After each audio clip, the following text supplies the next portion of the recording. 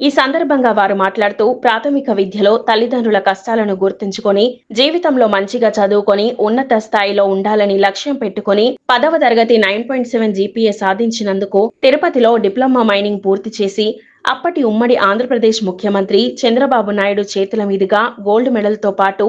30,000 tab స్వీకరించి ఆశ్చర్యపరిచి diploma అయిపోయిన అతి తక్కువ కాలంలో సింగరేణి ఉద్యోగం ఓవర్ మ్యాన్ సాధించి మరోసారి అందరి మన్ననలు పొందుతూ ఉద్యోగం చేస్తూ